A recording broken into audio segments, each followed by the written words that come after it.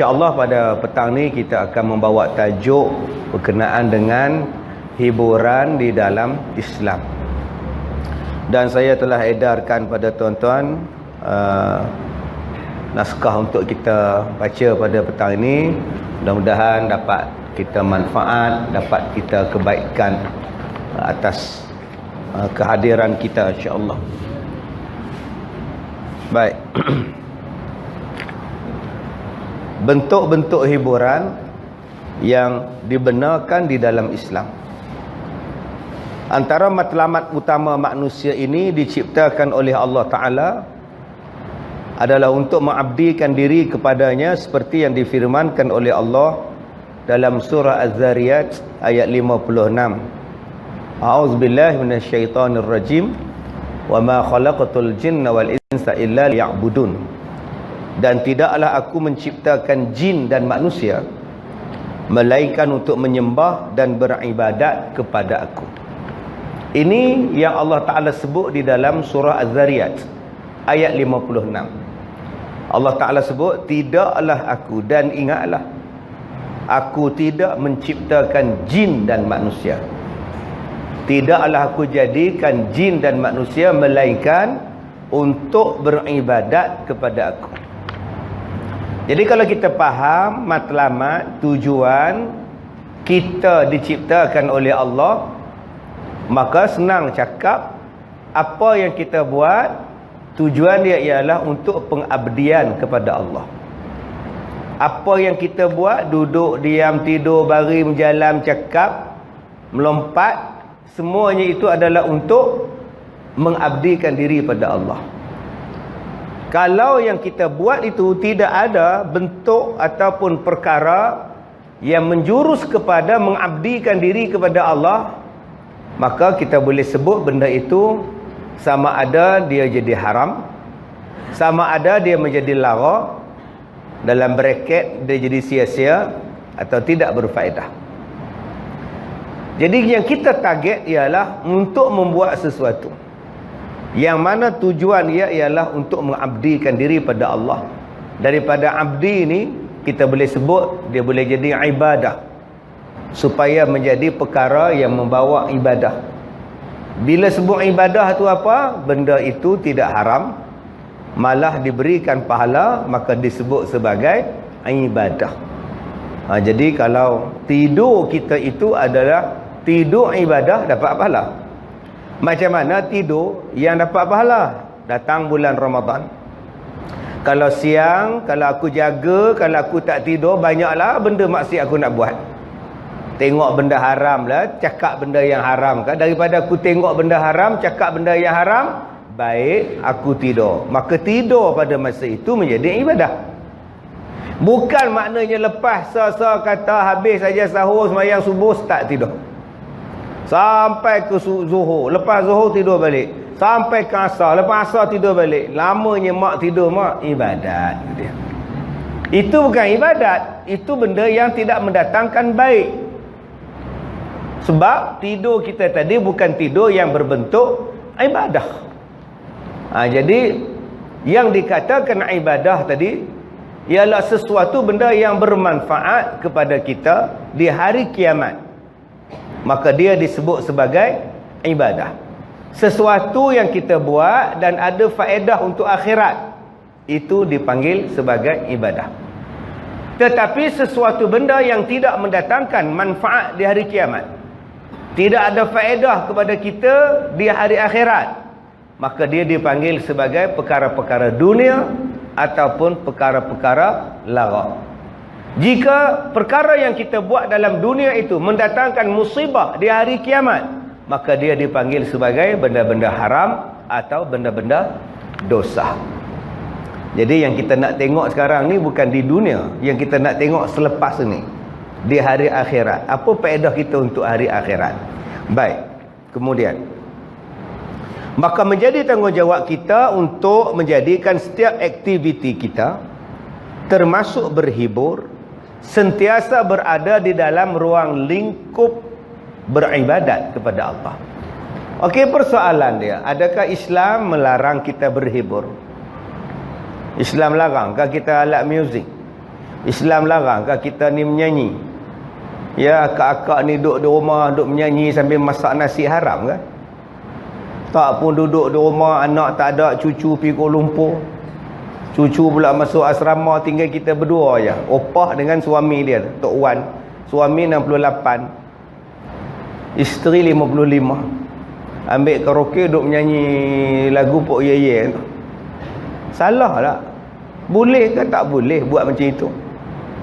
Bolehkah kita ni terlibat dengan choir? Anak kita masuk choir, bolehkah makcik-makcik ni masuk kumpulan marhaban?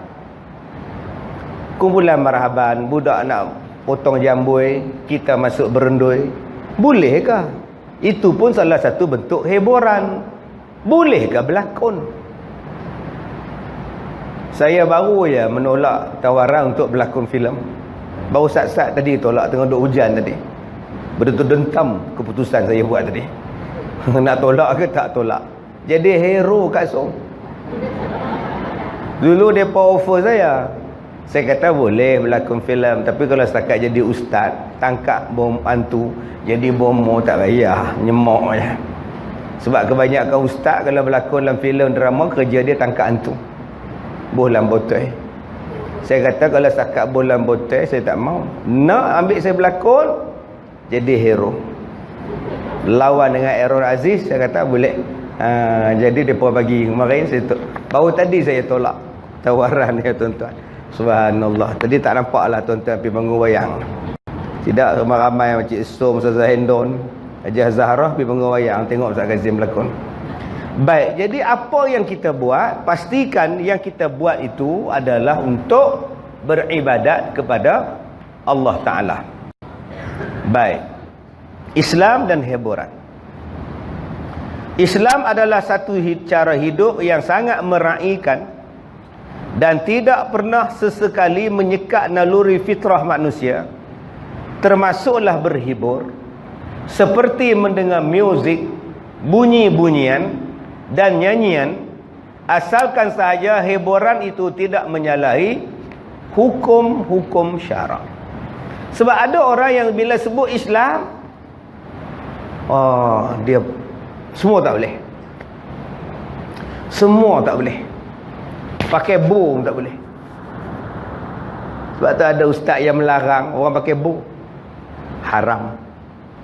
Lepas dia kata haram, kita pun buang bow. Kita pakai tie. Haram tie. Oh sudah. Kita pun buang tie. Pakai topi sudu. Haram. Tutup dahi. Haram. Tu nak pakai apa aku ni? Apa semua tak boleh ni?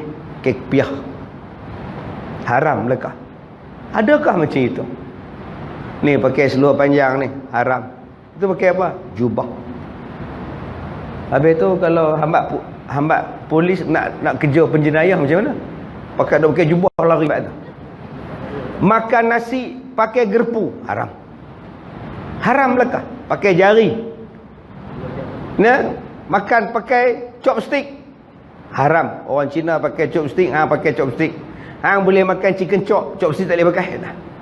Pakai chopstick ni pun kafir, tuan-tuan. Adakah Islam macam itu sekali? Apa salahnya makan dengan chopstick? Tak salah. Cuma yang sunnahnya makan dengan jari. Tapi ada makanan yang terpaksa kita makan dengan sudu gerpu. Mi bandung, mi kari, laksa. Terpaksa makan dengan jari. Takkan kita nak ambil laksa, tuan-tuan, kita terpaksa makan dengan jari. Tarik kuah panjang-panjang, ngap turun. Kuah pula hirup. Pasal apa? Sunnah guna jari. Sudu tak boleh pakai, kafir. Jadi macam-macam, tuan-tuan.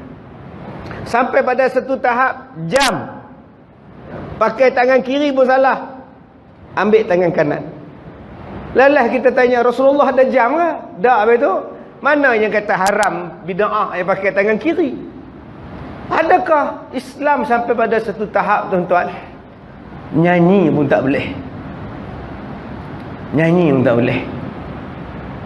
Mak duk menyanyi ke anak, duk dalam buayan, polis tembak tarak kena. Polis tembak, tak kena. Haram mak oi.